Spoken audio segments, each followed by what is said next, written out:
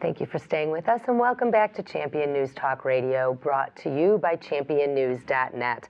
Tom Morrison, tell us a little bit more about some of the crisis situations here in our state of Illinois. Okay, well, Medicaid is a huge driver of the budget right now, and what the Republicans are trying to do is drive down some of those costs or put some reforms in place that will help rein in that exploding program. One of the things that would help tremendously is if we would just verify the residency of Medicaid participants, and which is not, shockingly, it's something that we're not doing right now. We don't verify the residency of Medicaid participants? It's not done well, let me put it that way. Okay. That someone from Indiana could come over across the border, get medical treatments, and then go back to their home state, and meanwhile Illinois taxpayers are stuck with the bill. There's a lot of fraud even in this thing. Right. People that aren't even getting any treatment and bills are going through. The administration of this thing is just awful in many aspects. Absolutely. How much in debt is Medicaid, and how much is it costing the Illinois taxpayer? I don't have an exact figure on my mind. I know the Republicans are looking at trying to save $2.7 billion in that program this year. Just in 1 year. You're right. 1 year, $2.7 billion in 1 year time. See, what helps to drive it up so fast is this flawed notion that, well, we're going to get matching funds from the federal government. So, I mean, Who's also bankrupt, broke. Right, exactly. I mean, there's a whole lot of things we could talk about there. But it's comic, isn't it? It's not comic. It would be comic if it wasn't so doggone serious. Or if it wasn't us, you know. Yeah. I'll give you an example. Just a few months ago, the federal government offered Illinois a quote-unquote performance bonus of $15 million, one-time performance bonus of $15 million if we would enroll 20,000 new people onto our Medicaid rolls. We're going to give you money to get more people to cost the taxpayers more money, and money we don't already have. Right, and that's why it was just so short-sighted, because while in a 1 year period of time it might pay for those new enrollees, but once those enrollees are part of Medicaid, it's very hard to get rid of people, because the other thing that we don't do very well is verify income levels.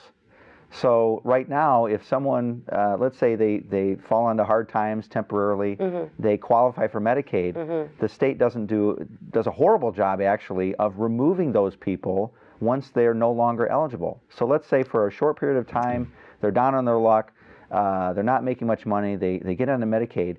There's really a self-verification to stay on the program. So essentially they get a card in the mail that asks, to boil it down, asks, do you still need this benefit? Kind of like the girl that was in Michigan that won the $15 million lottery, and she was still getting food stamps. Right. And what that's doing, and that's really hurting the people that really need these safety nets. That's right. Tom, if you guys are to solve any problems, you got to get a conservative caucus going in the House. That's right. We need a lot more guys like you that have a practical turn of mind and are smart enough to come up with real solutions, because the legislature down there under Madigan is not coming up with solutions. Right. They're just throwing money at their own elections from the teacher unions, and they're bankrupting the state, and they aren't making good moves. So there's an election coming up, and what you need is help. I feel sorry for Tom Cross, who is the Republican leader in the House downstate. He's sitting in the same place with Mike Madigan, who is he's the most powerful political animal in the state. We need to replace 6 and 6 minus 1, and Tom Morrison is the gold standard for representation, and we need to do I wouldn't say that. There are some fine people in our caucus, and we just need more allies, that's for sure. We need more allies. Michael Brown, what were you going to say? Well, here's what I find fascinating about this whole thing we've got people coming in, say, from Indiana, to Illinois to get their health care services. So there's anywhere along the border, they're all pouring across the line into Illinois for health care. Yet, because our sales tax is so high, all the people on the Illinois side, they flee into Indiana to buy their sales, to buy all their products.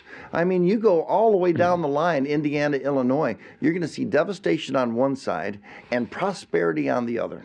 Well, Illinois is really in crisis, and we have our pension crisis, Medicaid. Anything else for our listeners to be aware of? Or those are the two big rocks? Well, Second Amendment rights are near and dear to my heart. I know that's the case for a lot of listeners. So, last year Wisconsin became a state that got concealed carry. A lot of attention now is on Illinois. I think rightly so. So we're the only state in the union without a concealed carry permit. Yeah.